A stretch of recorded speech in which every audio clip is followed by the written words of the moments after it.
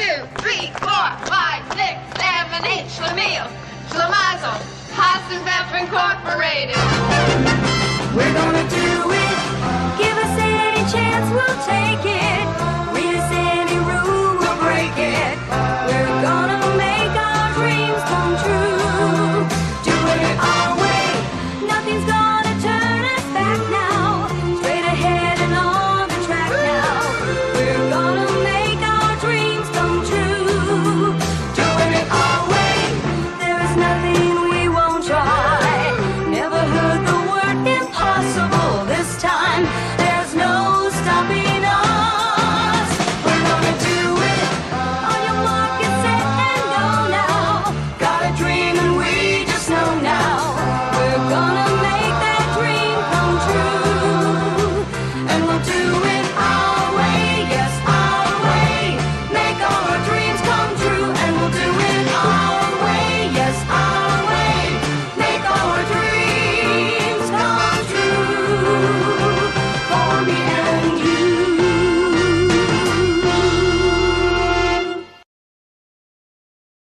Robby Hall has just scored number 50. The Golden Jet driving at center. I don't know if that's number 500 or not. That was it. Robby Hall, 500 goals. And the crowd goes wild here in Chicago. Robby Hall has broken the all-time scoring record of 51 goals in a single season. Now some people got it, and some people don't.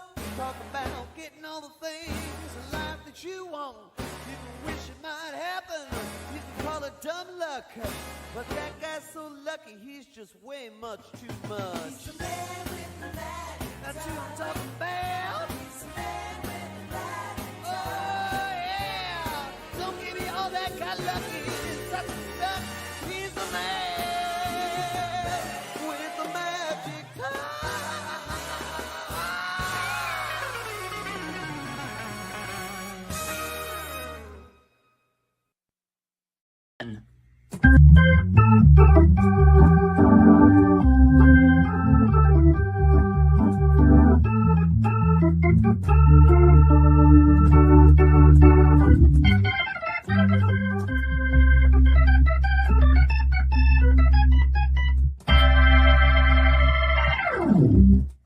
Hey, everybody, and a very pleasant good evening to you wherever you may be. Welcome, welcome, welcome to Reach Out with Ray, Steve, and me, Robby. We are the show where East meets West, where the Yankees meet the Dodgers. Baseball meets music, and we all come together for our community.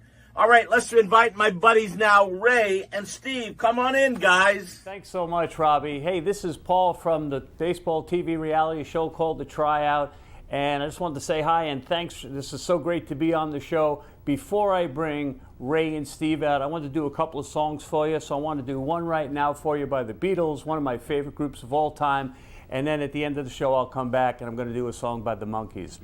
This is called I'll Follow the Sun. One day you'll look to see I've gone, for tomorrow may rain, so I'll follow the sun. Someday you'll know I was the one, for tomorrow may rain, so I'll follow the sun. And now the time has come, and so my love I must go. And though I lose a friend, in the end you will know. Oh, one day you'll look to see I've gone, for tomorrow may rain, so I'll follow the sun. Little lead.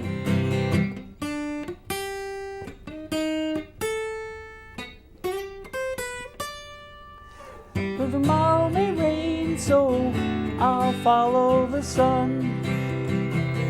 And now the time has come, and so my love I must go. And though I lose a friend, in the end you will know.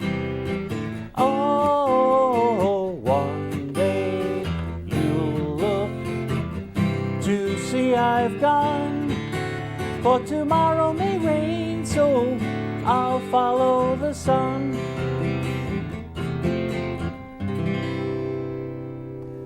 Be right back.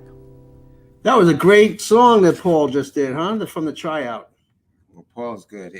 He's a talent. I was in the back. I heard him singing. I had to roll back. I'm a fan of his. And the Beatles too. Well, come on. When you do a Beatles song, let me just stop right there. I love the Beatles, and I love what he did with the song. That's right. That's Yeah. right. Well, we lost two great legends. There's Paul right there at the tryout, and I know you took a picture with him before. This is Reach Out, Robby Robinson, Ray Negron. I'm Steve Vaccaro. Every Wednesday from 7 to 9 p.m. We're on BronxNet. We're on cable, and we hope to be on some more platforms too. Well, listen, BronxNet is big enough. You got the whole Bronx. I mean, and last week I think the numbers were like from what John, what do you call it, from Christian Rivera Foundation was telling me. Mm-hmm. He rose the numbers and they were about 100,000. So I think we're reaching a lot of people. I think so too. We lost two legends, Cindy Williams. Listen, I knew Cindy, but back in the 70s, she was very friendly with Reggie Jackson. So that's how I got to know her and her partner. And, she was great. She was fun and she was lively. Laverne and Shirley. I We feel opened up bad the for show. the families. Yeah. She had a very close relationship with her daughter. So God bless her. We also lost Hall of Fame hockey legend Bobby Hull. The Mickey Mantle of hockey. That's why I consider him the Mickey Mantle of hockey. I saw many of his games. I'm showing my age, but the only reason I liked hockey back in that era is because he reminded me of the Mick, who I idolized at that time. So yeah. Well, he made it to the Hall of Fame, and his son Brett Hull made it to the Hall of Fame with the St. Louis Blues. Great players. Great family. Players. Yes, family, no doubt about it. But it's all about the Super Bowl. The Eagles are in, the Chiefs are in, and go figure what happened with the Empire State Building. Everybody's talking about this. The Eagles won. They're from Philadelphia. Last time I checked, and it was green and white on top of the Empire State Building. And our first guest, Mike Vaccaro, highlighted that. Isn't that crazy? I'm not going to get into that. I will let Mike Vaccaro get into that, etc. Okay. Mike Vaccaro, welcome to the show. What's going on with the Empire State Building there? Well, it's green and white, and that'd be wonderful if we lived in an alternate universe where the Jets won the Super Bowl just now. But obviously, that's not for the Jets. That's for the Eagles, and it's an interesting choice, put it that way, because I don't think it's a secret that New York fans aren't big fans of Philly fans, and vice versa, and probably less of a secret that the Eagles beat the Giants last week. So it almost feels like the Empire State Building is trolling a bunch of us, to be honest with you. I don't think it's ever happened before. I mean, last time I checked, the Eagles are in Philadelphia. They just killed the Giants, like you said, a week ago. You were writing articles about it, and all of a sudden, right after the game, you see this green and white. And I didn't think it was for the Jets. Yeah, no, it's not. I mean, they actually did it. Believe it or not, they did it 5 years ago when the Eagles won the Super Bowl. But I write that off to the fact that nobody noticed because probably no one in New York cared about the Super Bowl between Philadelphia and New England. So they kind of pretended like it didn't happen, tried to erase it from their memory like a Russian history book or something. So, yeah, that's the only other time it's happened. I mean, there was one time when they came close a couple of years ago, right after the Red Sox beat the Yankees in the ALCS, and it was red. But the building explained that they were celebrating the centennial of the New York subway, and so they were able to get away with that. I guess a couple of months ago they did the same thing and put it in orange lights while the Yankees are playing the Astros. Talk about bad timing. But they also said that was for to celebrate the Knicks who were opening their season that night. So this is the first time I guess the Eagles are the only two times when you can say that they were kind of overtly trolling us, which is kind of an interesting choice. Definitely interesting choice, and caused a lot of controversy with so many people. And your articles, which are great day after day, you really take that inside look of what our sports fans want to hear, but you tell it like it is each and every time. Yeah, well, I mean, there was obviously the moment that image was tweeted, Twitter kind of went bananas, especially New York area Twitter, and so I knew I kind of had to weigh in on that. And let's face it, for the post, that's kind of like it's kind of like going to get a hanging slider right in your wheelhouse, and we put it on the front page, and so that's what we do. That's how we like to have a lot of fun with sports at the Post, and that's kind of one example of that. Well, Joe Sherman paid you wonderful tribute on Saturday at the baseball writers' dinner. I mean, I was I was extremely touched because Joel has the reputation of being somewhat of a hard booty. But when he, in essence, talked about you on Saturday, I mean, number one, you got an incredible standing ovation when you came up to the podium. And your speech was something heartfelt because you gave so much courage from the standpoint of what you've gone through, Mike. And I mean, tell us a little bit about that.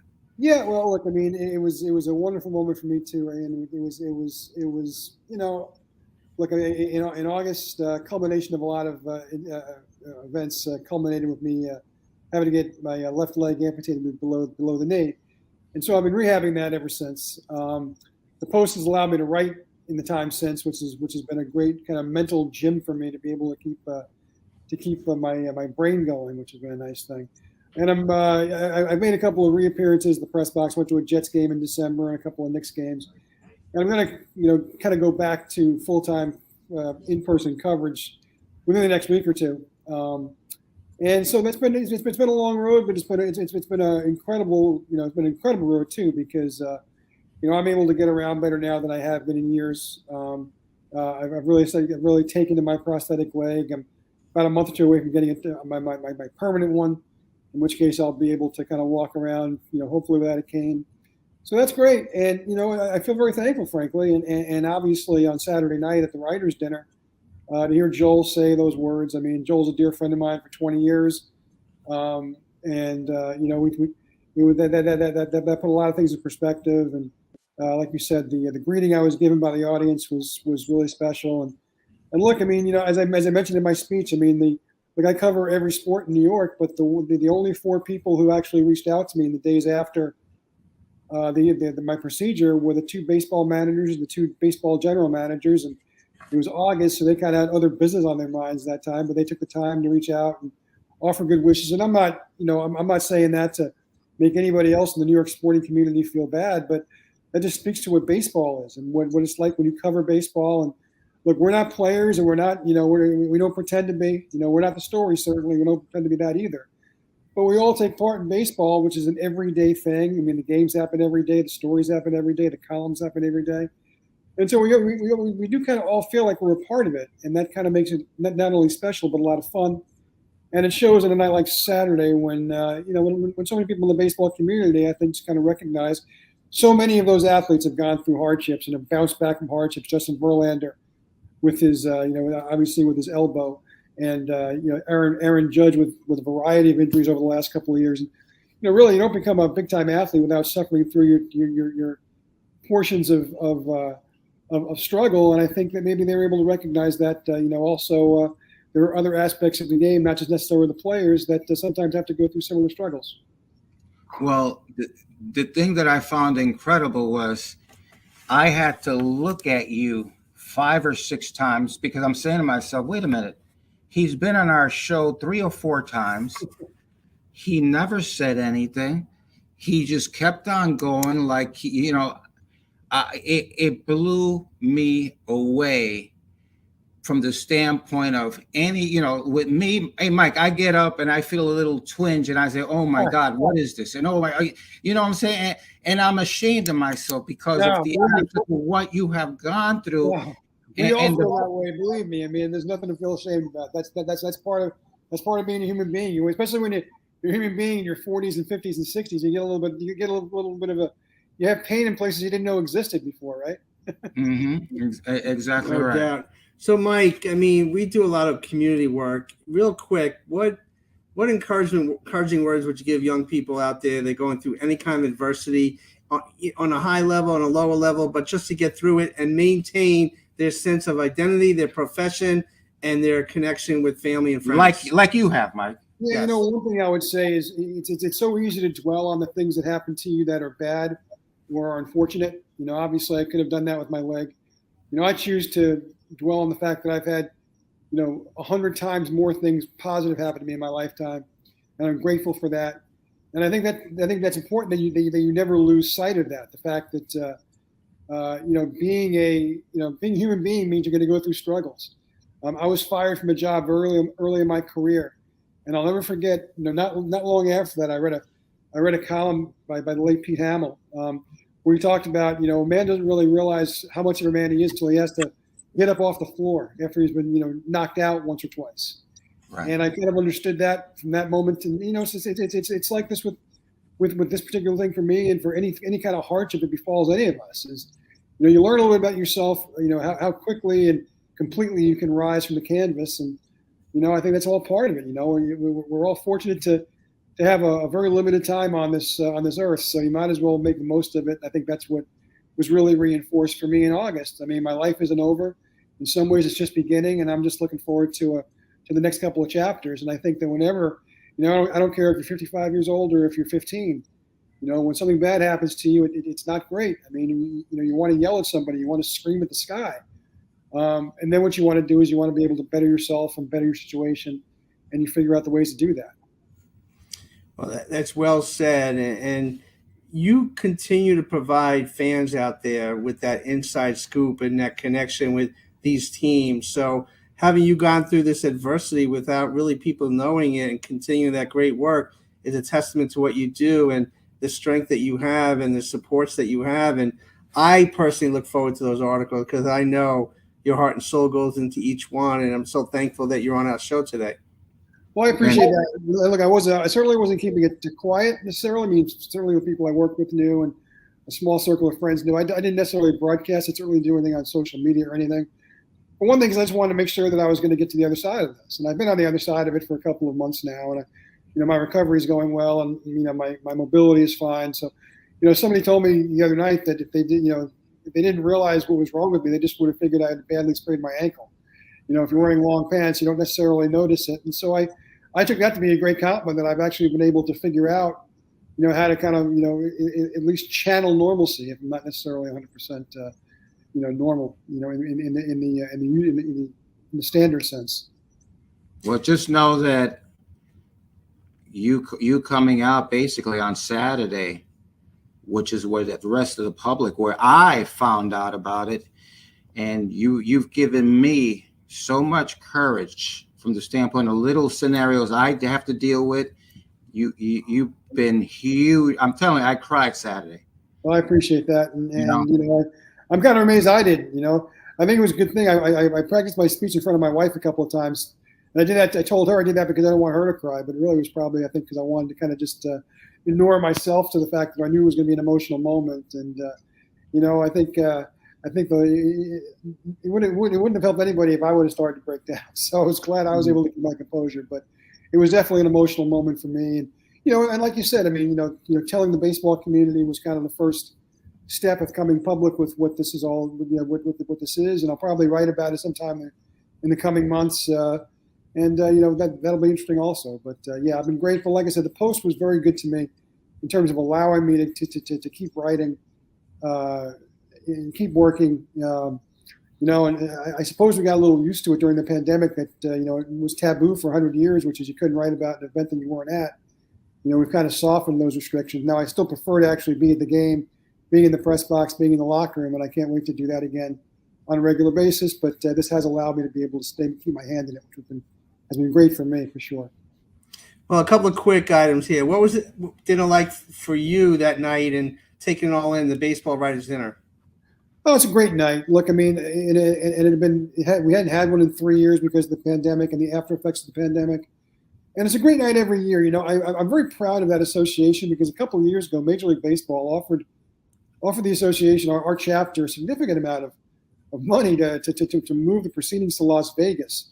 So they could put on kind of a glitzy gala.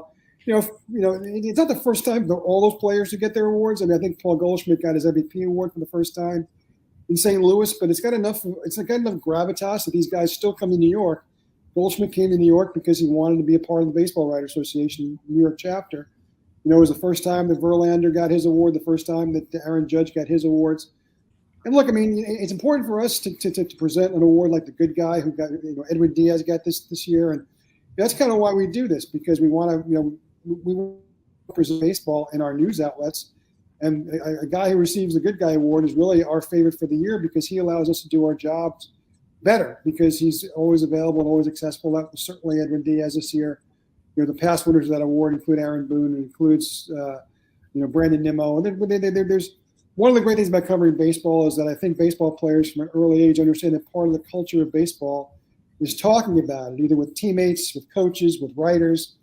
And I think that that's one of the great privileges of being a baseball writer, is that we do have more access still than any other team. And look, the New York chapter still has a lot of gravitas, which is very it's just really good to see every year. I mean, there are about 900 people there. I mean, you were there, right? I mean, you saw how crowded it was. It's like that every year. It's hard to find a table, hard to find a ticket. And the people who go there, they really like it because they're all baseball fans. So we can go on all night for all they care, because it's just an opportunity to see these players, especially on January 28th, when baseball season probably doesn't feel any farther away than it does at the end of January, right? So it's just a really good night, and it's great to be a part of it. For me, I mean, I've gone, for the last couple of years because I enjoy being a part of the dinner, and I'm proud of being a part of the association. And it was actually, obviously, it's especially meaningful for me this year to be on the dais and to be able to accept one of our awards. That was a pretty big time moment for myself. It was beautiful. 3 quick things here. Scott Rowland got inducted into the Hall of Fame last week. What are your thoughts about that? You know what? I voted for him, so I'm fine with it. I also am fine with people who don't think he belongs. That's one of the great things I love about when this time of year rolls around, because everybody's got an opinion about who got in, who didn't get in. People always wonder, well, how does a guy go from being 10% to 20% to 50 to 75? And, I always patiently explain that that's, sometimes there are crowded ballots and there are a lot of reasons given. One of the reasons why you put somebody on the ballot for so long is to allow the idea to marinate in your brain, and baseball writers who vote, everyone that I know that has a vote, we take that vote very seriously. We don't just take look at the ballot and go boom, boom, boom, boom, boom. We do our research every year, and we all start from zero every year. And we consider those candidates very closely, and we all have different opinions. And look, there are different things we have to consider now than other people did. I mean, I'm a guy who, I'm hard to pin down because I voted for Bonds and Clemens. I don't vote for A-Rod or Manny. I mean, you could say, well, what's the difference? And we could have a whole different show as to, giving you the right reasons for the difference. I mean, I'm right. So that'd be what my differences are. I voted for Beltran. I think Beltran belongs in the Hall of Fame. I understand people who say that either they're not going to vote for him or they wanted to penalize him for a year. I mean, I get that. That's all. That's all part of the bylaws, the things that we're allowed to do when we vote for this. And it's really one of the highlights of my year, knowing that the Hall of Fame entrusts us. I'm one of however many votes to be part of this initial vote. And obviously, these players all get a second chance later on with the Veterans Committee. But it's really a great privilege to be able to cast a vote every year. It really is. Last week we had Bob Klapisch on, and he was asked about Pete Rose, and he mentioned it's time for him to be on the ballot. What's your thoughts about Pete Rose? Yeah, I would like that at least once. I mean, look, for one thing, whenever people start griping about Pete Rose not being in the Hall of Fame, they always gripe about the writers not letting him in. Well, the writers never had a chance. He's never been on the ballot. The Hall and baseball have never allowed him to be on any Hall of Fame ballot ever since he retired. And so I think I think that was a mistake. I think that was wrong. I think that we at least need to have one opportunity. And, if nobody votes for him, then he's going to come off the ballot. If 7% of the people vote for him, we'll try again next year. I definitely think he belongs on the ballot so we can actually, voice a judgment. And look, this is another one that could go on for a whole different episode. But look, I mean, there's no secret that gambling is now a part of our everyday sports life. Whether we like it or not, that's the way it is. Gambling is a part of baseball, football, basketball, hockey, tiddlywinks, ping pong, international soccer, anything. It just is. I mean, we may not like that, but that's the way it is. And so to keep a guy out of the Hall of Fame because he placed a bet back in the day, I think I would say he's paid a penance. Now, again, I mean, but put it up for vote. If enough people think that what he did or the time he served isn't enough, then let us say so with our vote in the ballot box. 2 quick things before I let you go. This guy, my co-host, been in baseball for 50 years. What's your thoughts about his career and his connection with baseball and community? One of the community aspect of it, obviously, is just it's humbling to know how many lives he's affected. One of the great things, and I think I've told you this, Ray, is that you and I, we've talked over the years many times. And you talked about being in the dugout the night Reggie hit his home runs, and it's one of those things. I mean, it's not that I didn't believe you, but I'm like, oh, okay, what a cool adventure. And then I remember the first time after we talked about that, that game is on a million times. And sure enough, who do I see in the dugout with Reggie after he hits his third home run? But you. I mean, what you talk about is a Zelig / a Forrest Gump moment.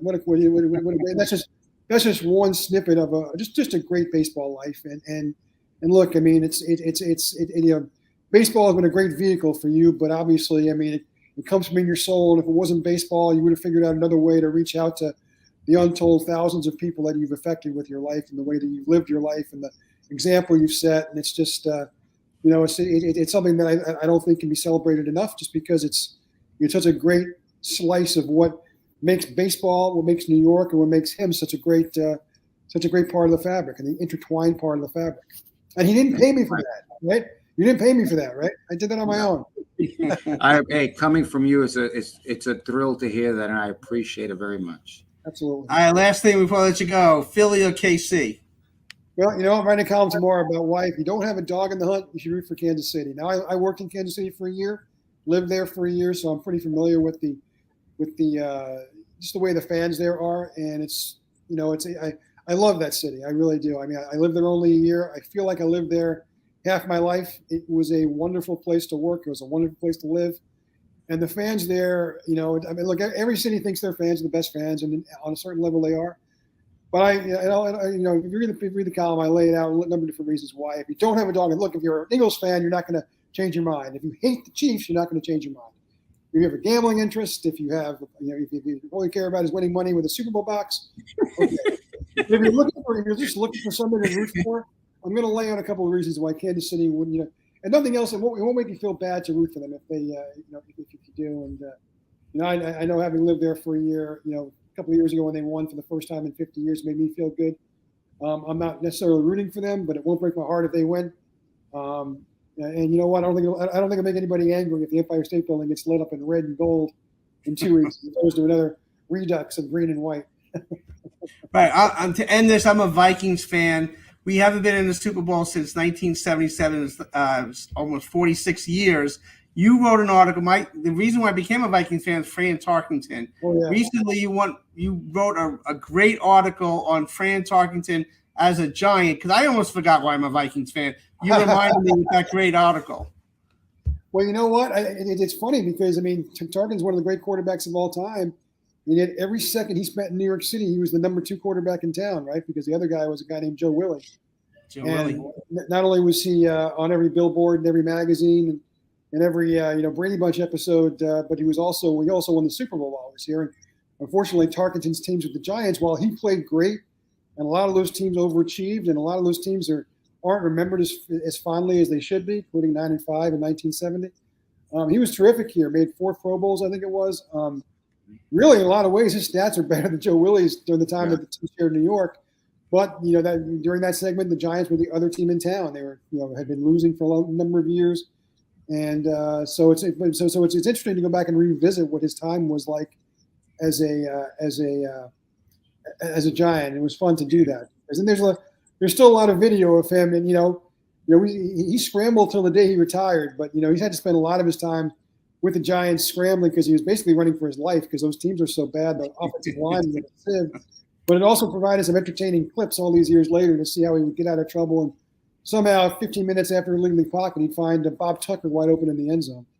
That's right. Well, Mike, thank you so very much because I transferred over from the Giants when Fran Tarkenton went to Minnesota. They went to the Super Bowl. I thought every year it was going to just be like that. The Yankees won the World Series back then in 77. The Vikings won the Super Bowl, but they haven't sniffed since. So I don't know. It was good to be you in those days, wasn't it?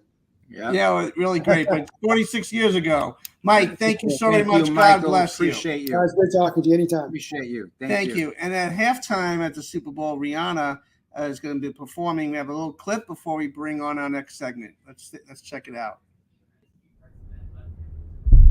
It's been 2,190 days. Dude, Rihanna, we waited for you. It's been over 6 years since the 9-time Grammy winner Rihanna dropped is her just album. everybody Where waiting have for you it. been? We've been impatiently Allegedly waiting. The last project we got from Rihanna. The fans just predicted the end of And Rihanna. everybody has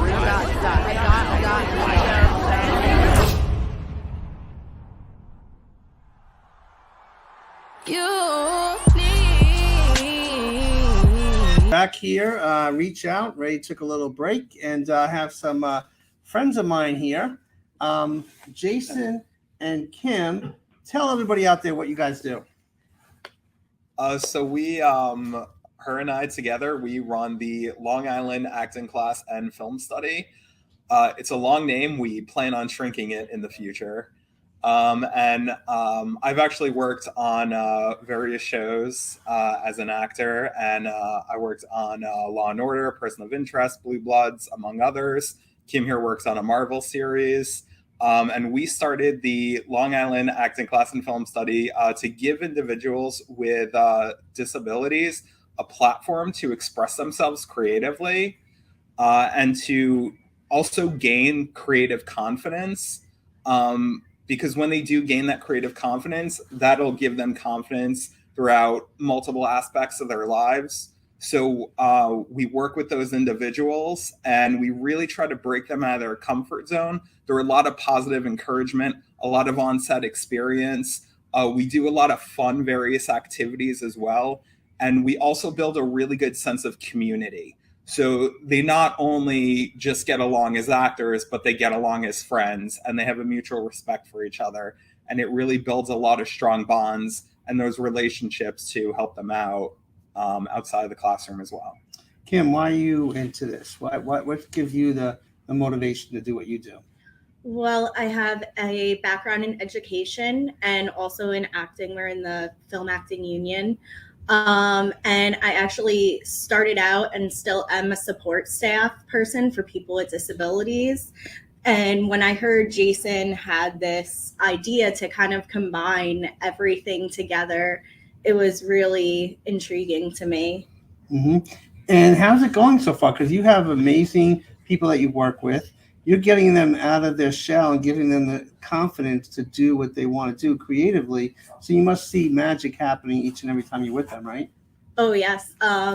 We see them grow every class. We've had students that in the beginning, they would just want to watch. And now they're going up, performing monologues, improv scenes, group scenes together. We're going to start voiceover work. And just really the amount they've grown so far. So we're in the Cablevision studios here in Long Island, and what's your take on this whole experience? You guys have been sitting backstage watching this all unfold and seeing what you guys do. Do you think we got some synergy going on here? Absolutely. I think so. Yeah. Absolutely. Yeah. I mean, this is, this is the real on-set experience as well that we love to provide. I definitely think that this is a great collaboration. Mm-hmm. And a lot of our students are interested in pursuing background roles and roles in shows. And this is just a great experience with teaching them even the background aspect of directing and everything that goes into it. I love what you guys do because you have experience in film, but also you're turning it around, helping people that need that second chance. The gentleman that was just here, for 50 years, he's been in baseball. He offers second chances for so many people. And as a psychologist, that's why we do sports, entertainment, and community. And you guys are killing it, giving it back to the community because you're providing a platform, a safe haven for these individuals to rise to the occasion and do what they want to do. Right, Jason? Absolutely, yeah. And I mean, the growth that we've seen from our students in just even a short window of time has been incredible. And I mean, even having the one student that would want to sit there and watch, for the first few classes. And then when they finally were, they said, you know what, this time I would like to participate. And they did, and they nailed it. And that was such a huge accomplishment. First of all, I love your T-shirts. Thank you. Right. Where's our T-shirts? We don't even have T-shirts yet. So you guys got T-shirts. So talk about your vision. I know it's almost February already. Your goals for 2023. Kim? Right now we're working on scenes from the movie Good Burger. So everyone has a scene. We're going to edit it all together. They're learning a lot about stage direction, terminology used on set, and just editing it and combining it. And we're actually going to send it to a secret celebrity that they're very excited about. Wow. Can you tell me? maybe off camera. Off camera. And what's your goals, Jason? exactly to do that, to grow them, to make them basically on-set ready. We're actually going to start coaching a few students as well to actually start to book background roles, and then to really just give them the education with every aspect of, being on set and working on different TV and film shows, and, what it's like to be in a studio and everything. And our goal is to definitely have, at least a couple of our students book an actual role by the end of the year. That is great. That's right up my alley. And I want to thank Jacqueline for bringing us together, because when I interviewed her on a radio show about 8 years ago. She's an author, and she connected us, and you made the phone call. We spoke a couple of weeks ago, and here you are in the Cablevision studio here in Long Island. So say a few words about Jacqueline. I've known her my entire life. Actually, she could tell you a lot of stories, but she was there when my mom was in labor. And I've known her my entire life, and she's been a wonderful influence. And, throughout multiple parts of my life. And then sure enough, on Thanksgiving, when I was telling her about this, she again was a huge support when she connected us. Wow, that's great. How can people get a hold of you guys? So they can reach out with us on Facebook. It's facebook.com/Long Island Acting and Film Class. We also have the QR codes on our shirt, although I don't know how well the quality is. But the best way to reach out is definitely through the Facebook. You can view photos. We'll have some video clips and everything as well. You're able to see exactly how the classes work. You can see all the fun that everyone's having. So it's again facebook.com/Long Island Acting and Film Class, all spelled out. Wow. You guys like baseball, right? Yeah. Yes. You've heard of Babe Ruth, right? Yes. Of course. Babe Ruth worked with the kids, and we have a little video instructing how to bat. I mean, because Babe Ruth was the greatest hitter of all time, right? So let's check out this video before we bring Ray Negron back on. There's two kinds of hitters, a choke hitter and a swing hitter. Now, a swing hitter generally gets the full length of the bat and swings right from the heel, where a choke hitter shortens his bat about 3 or 4 inches, stands flat-footed, and just pokes at the ball and not that full swing. Hey, Mike, throw me a few, will you?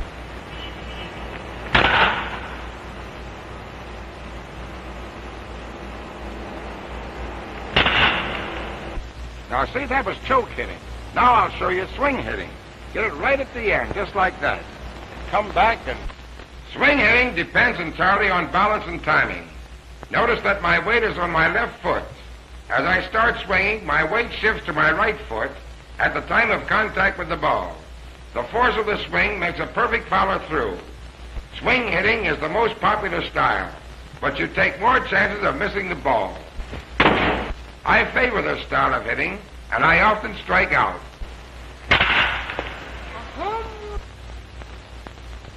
Oh boy, over the fence. Oh boy! Oh, so Ray, what do you think of that? I think that Babe Ruth I think that little boy was unbelievably courageous. That the Bambino is right there hitting a baseball. I don't even think he knew what was going on. I mean, all it takes is that one little foul ball, boom. So. But we never really see Babe Ruth teaching. I mean, that was a great moment that he had, right? He was such a big star, such a I mean, you don't see Al Pacino teaching acting, you know what I'm saying? Because he's such a major star. Well, we had a relief pitcher on the Yankees, and now he's on the Mets, Adam Ottavino. And he came in, he said he could strike Babe Ruth out. Mm-hmm. Remember that? Yeah, I think Adam's a friend of mine, but I think he's come on the show. I think he's why you got him on the show? We got a little clip of that. I'm talking about it. Let's check it out. Okay, let's see.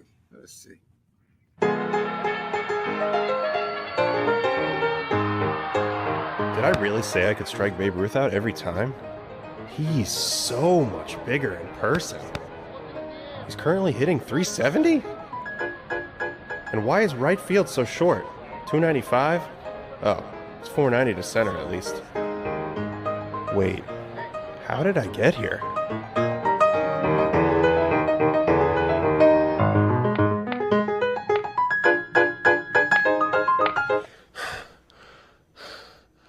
What a nightmare.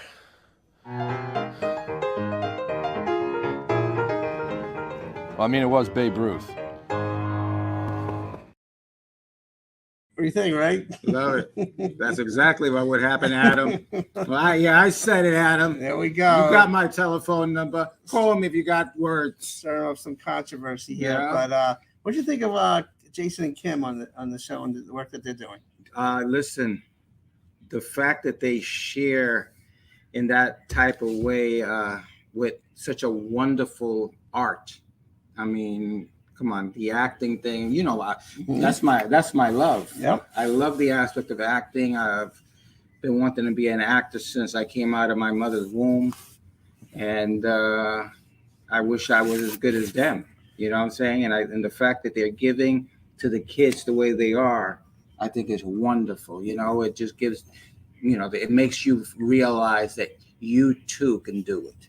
Well, what I love about you, we're talking about the community, a lot of the great things. You went to Baseball Writers Dinner the other night, and you had the opportunity to interview only the way you could do it, one-man show, one-man band, and you interviewed some great people. So let's go rattle it down a little bit. We'll talk about it a little bit and go to the next one. How's that? Okay. Julio Rodriguez. Let's check out the little interview you did with him the other night on Saturday. So I'm here with Julio, one of the great young players in baseball. Julio, how do you feel about being here today? I feel really blessed, honestly, for the opportunity to just be here. And I know that I'm surrounded by a lot of good people. And I'm really happy to be part of this dinner tonight, this event. All I know is the Latino here in New York and everywhere. We're so proud of you, what you've done. Even though I'm with the Yankees, I'm still rooting for you. Well, except when he plays with the Yankees. That's how he is. What do you think of Julio? Great kid, very humble. He knows how good he is, but at the same time, he hasn't forgotten where he came from. And I love that about him. Well, on the opposite end, you saw Albert Pujols. Unbelievable. Let's check out that little video because not too many people can say they interviewed Albert Pujols these days. Let's check it out. Albert, we are so proud of what you have represented in baseball. I'm serious. I mean, I'm blessed. Obviously, I thank God. You know, it has been an amazing career. 23 years as a professional, but you know, being around great athletes and great managers told me the right way. So a lot of credit after the Lord goes to them, you know, for keeping up with me and helping me out, you know, to have the success that I have. So I'm totally blessed and honored to be here tonight among so many great athletes. Now, you will be around the game, but the aspect of playing, will you miss it? Obviously, you're always going to miss it, but I think, you know, I went out on my turn, so I think it's a little bit different. You know, to finish my career last year with the Cardinals, you know, the way that I finished it was a blessing. Being back there to the team that gave me the opportunity 20 years ago and then finish last year being in the playoff. Obviously, I would have loved to win the World Series, but, you know, I can't be greedy, you know, that's asking too much. So I wish those guys the best, and I'm just blessed, you know, and honored with a great career that I had. I just want America and all of Latin America to know that this guy really is a wonderful human being, like Nelson Cruz. I appreciate it. Two of the best. Thank you so much. Thank you, brother. Good to see you, bro. Wow. Good man. Good man. He has always been, you know, like if you run into him at a restaurant or something and he calls you over, he makes you feel like you're the star. You know what I'm saying? That's Albert Pujols. Mm-hmm. Tony Clark, a great leader in baseball, played for the Yankees for a little bit, a couple of teams, and had that big double against Boston in playoff time. But you got a chance to talk with him, and how was that? Tony is our leader. He's a leader for the players, and he doesn't give up, and he's gotten them everything that he feels they deserve, and so that's Tony Clark. And when he played, he was a good man. Good man. He's still a good man. Mm-hmm. I love this interview. Let's check it out. Tony Clark and Ray. Tony Clark Players Association. I mean, how do you feel, Tony? Nights like this make it all worthwhile. A lot of challenges during the course of the year, but our guys being recognized for the tremendous work that they do is something we're always excited to celebrate. Tony, you were a great baseball player, and I loved you, especially when you was with the Yankees. What's the difference between that and what you're doing now? Well, a lot of the same synergies. You get up and you put together a game plan and hope that it works out by the end of the day. But being able to represent the players in the fashion that we do, protect their rights, advance their interests is something that I do enjoy. And once you get off the field, you're able to spend more time and more focus on it. This is my 50th year in baseball, and started the bat boy with Thurman Munson and Reggie and all those guys, and then your era with Jeter and all that kind of stuff. I mean, how do you feel about that whole Yankee tradition thing? Well, their history is well documented. I was fortunate enough to play the 1 year, and we came up short that year, but you know when you wear the pinstripes, the goal is to be the last team standing. And so, again, the history is well documented. I was thankful for the time that I had, the relationships that got built, and we'll see what they're able to do for 2023. Did you get to spend any time with George? Just in passing. Well, Tony, thank you so very much. I appreciate you. Thank you. What a class act he is. Tremendous. He's a leader. Yeah, and he's low key. Only he can wear that beard like that. That's right. But you also had recently your friend Hal Reynolds, Major League Baseball Network, who played with Seattle and I think Texas, but great guy too, right? Wonderful guy. And Wonderful guy. He's on screen. We all watch him each and every day. Major League Baseball Network channel. Let's check out that interview with Ray Negron and Hal Reynolds. Harold Reynolds, you just finished Home Plate New York. How was it? Oh, it was awesome, man. You kidding me? Chef Marcus cooking it up. The food was the best. So you do eat the food after you cook it?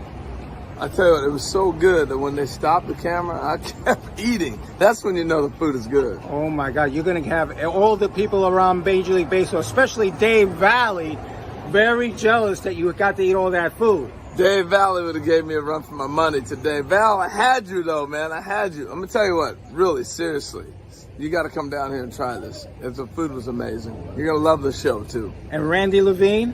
Randy, thank you, bro. You see, I'm repping the Yanks. This doesn't happen without you, so thank you, Randy. Appreciate you. Thank you, brother. Appreciate you. All right, Randy. All right, always. My man. See. I love Harold. No, Harold, we've been friends for like 30 years, even longer than that. So I'm so proud of what he has accomplished in baseball, on and off the field. And recently, Harrison Bader came back to New York. He's from the Bronx, played with the Cardinals, got hurt. He was traded for Jordan Montgomery. He had 5 home runs for the playoffs in the Yankees. And we had a little sit down with him at a Bronx eatery. Mm-hmm. And he had these kind words to say about you and the Yanks. Let's check it out. Ray, congratulations for your 50th anniversary being in baseball. It's a hell of an accomplishment. Congratulations, brother. Yeah, Ray's the best. I'm very grateful for every experience. I'm very grateful for everybody that welcomes me in. And Ray's just been an incredible example of just someone who's made me feel very comfortable being back home. Because there's a lot of noise in New York. I mean, I'm born and raised here, but there's always going to be noise. And Ray's always helped me just kind of calm that noise, especially with something like this. I mean, we're in the heart of Riverdale, right down the street from where I went to school my entire life. So he understands, what Lily knows about me. He understands me and my personality, and he brought it, full circle, brought it home for me, which I appreciate, my family appreciates. So Ray's good people. So Harrison is going to be a mainstay for the Yanks this year. They're going to need him, right? I'm banking on him being the guy. We've always had the great center fielder, and he's terrific. He's the best glove we've had out there since Bernie, and I'm expecting for him to continue to do the off-the-field stuff. Mm-hmm. He's been wonderful with the kids so far. I'm blessed to have another go-to guy since Gio Urshela. Yeah, no doubt. Oh, I'm going to show you how to make the best cup of coffee you ever tasted in just seconds with Mr. Coffee Automatic Drip Coffee Maker. Coffee in here, cold water here. It's the fastest coffee maker you can buy, with a patented system that gives you perfectly brewed coffee in seconds. Coffee that tastes better than percolated. Once you taste this, you'll know why Mr. Coffee is the #1 selling drip coffee maker. Mr. Coffee. You see these 3 guys right here? They're all ex-Yankee managers. No, that's not the joke. I was playing in the Howard Cosell golf tournament. I was playing with Sandy Koufax, and as each hole, there was this old man with 2 heavy boxes. He kept following me around. I said, I wonder what that guy's got in those heavy boxes. He'd walk around from one hole to the next. Finally, on the 6th hole, as I was just getting ready to chip up, some guy come over and tapped this old guy on the shoulder. He said, "Excuse me, sir, do you have the correct time?" And he put these two heavy boxes down. He looked, he said, "Yeah, it's 12 o'clock here in Palm Springs, 3 o'clock in New York, 6 o'clock in the morning in London." He said, "The Dow Jones is up 8.65. He said, "Gold is up $5 an ounce. Silver's down $11 an ounce." He said, "The high today here in Palm Springs is 80. The low is 49. He said, "There's a hurricane blowing off the coast of Puerto Rico." And the guy said, "Man," he said, "that's the greatest wristwatch I've ever seen." The guy said, "Yeah, but carrying these batteries around is really killing me."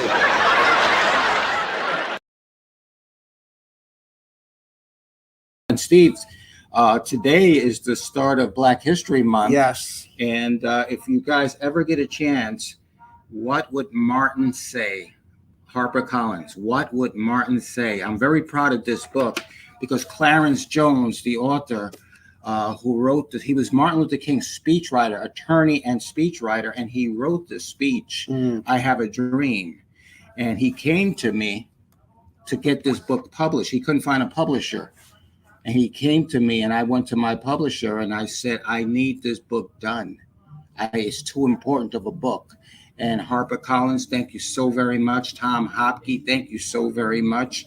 And Clarence Jones, my God, I am humbled to be able to say that I am the friend of Martin Luther King, speechwriter and attorney, you know?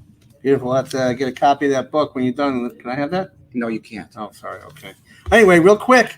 You went to a Nets game with your children, with John Eric and Ricky. Two of my children. Two of your children. Two of my children. That's four, Steve. I'm sorry. I'm trying to do the Get me math in here. trouble. Okay. Get me in But trouble. Charlie Santora hooked you up, huh, with the Yes Network? No. The Yes Network hooked me up. Okay. I'm just checking out. Charlie hooks me up on other days, but That's day, a nice hat Charlie's wearing. I don't care about the hat. Yeah, Yes. I kind of like it. Yes, and Jason Finique, thank you so very much. But Charlie, I do thank you too for the times you've helped me. How's it like sitting and watching a basketball game in the Barclays Center with your sons? You know what? Anytime you ever hear the song "Cats in the Cradle," of course, Harry Chapin. You know what I'm saying? So that I can do anything with them, I'm grateful. You know, they're police officers, these two, and they're just so busy all the time, and every time I say, "Hey, you want to do all that?" We can't right now because, you know what I'm saying? Yeah. So I was happy to see that picture. You at a basketball Thanks, game with two of your sons, and you know I know what children's like and families like to you. It's very important. You got Aris in there, so he's part of your family too, and it was just nice to see you relax with John, Eric, and Ricky. No, I love them. They're my heart and soul, my children. Yeah, Baby Whisper, one of them. But Bat Boy's coming around. We're going to be in Florida March 18th. We're going to help out Heat. Veterans organization suffering, individuals suffering with PTSD, veterans. We're going to be doing that March 18th. March 31st, we're going to be at Floral Park for the Knights of Columbus and helping out Long Island Cares. And the good doc is going to be there too. Right. And we got a couple other shows. No, but I want people to understand every time we do the show, it's because we're not doing it because we want to play with our egos. It's because we find a cause. We do the show. We raise funds for each of these individual causes. That's right. That's right. We'll be in Baltimore at the Babe Ruth Museum. I spoke to Vinny Magnuno, Mr. Staten Island. We're going to be at his high school in May. Oh, nice. So the Boys and Girls Club. So we got a lot of great things. We're at a high school, not at a high school, we're at a grade school here in Patchogue next Tuesday. Oh, okay. Next Tuesday. So we're going to be taking care of some of the kids. John Eric is actually going to be coming out with us. Okay. Yeah, I'm pulling a Steve. I'm telling you wow, that's what we're going to be. That's what we're going to be doing next Tuesday. So I don't know what you got, but you're committed to this school. Okay, here we go. Thanks, Ray. Thank you so very much. And Robby wasn't live today, but he has a video that he sent and made. We're going to end our show tonight with that. Let's check it out.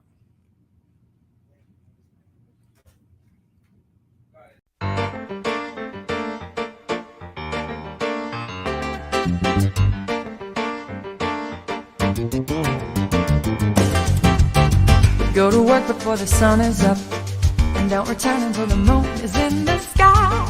Every night, dreaming of the game. And when we're fighting just to stay alive, I know the spirit inside is gonna call my name, call my name. count the time until the day arrives. And every moment I am closer to the fight. Alive, live the life I live. We never quit until we hit our wall, and then it's on the fall. We've got it again. Put me in and let the game begin. I hear the music getting me to the goal relentlessly. Will to win, drive the dream in me, determined to begin your song of victory. I hear you in my heart, sing your melody, born to play this part with your will to win within me.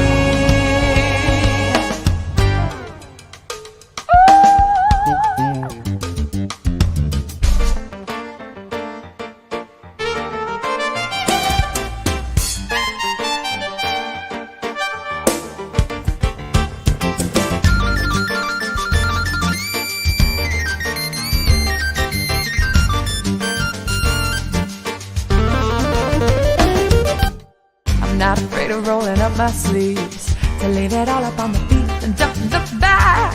Swing the bat with everything I have. Hear the sound as I hit the ball, flying over the wall. It's going, going, gone. I put my feet up on the solid ground. I hear the roar of the crowd cheering me on.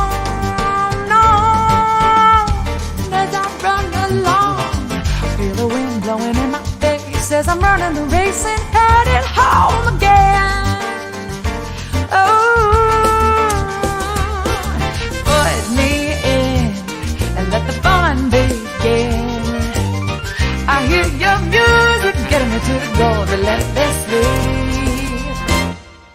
Will to win, drive the dream in me, determined to begin the song of victory.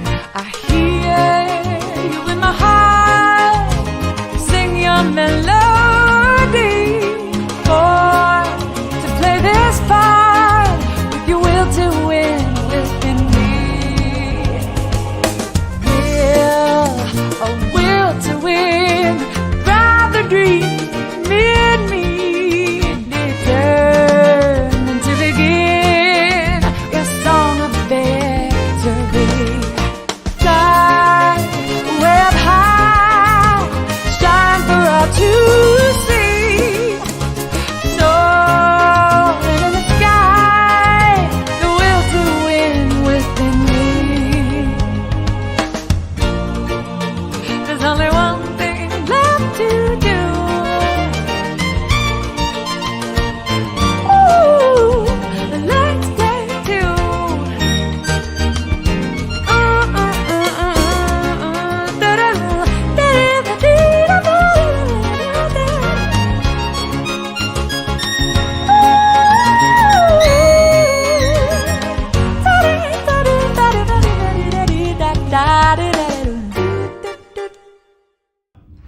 Hey, what a great show. Robby, Steve, Ray, thank you so much. Hey, Paul, I'm back for the end of the show here to close it out with a song. This is a song I'm going to do from the Monkees. It's an oldie but goodie. But before I go, I also want to let everybody know I play in a band called A Band of Characters, a great bunch of musicians, and we play out very often. And we're going to be at Repeals in Huntington on February 11th from 8 p.m. to 12 p.m. Again, that's February 11th. Easy to remember because it's Super Bowl weekend. So thank you all. What a great show again. Steve, thanks for the opportunity. Have a great weekend. No.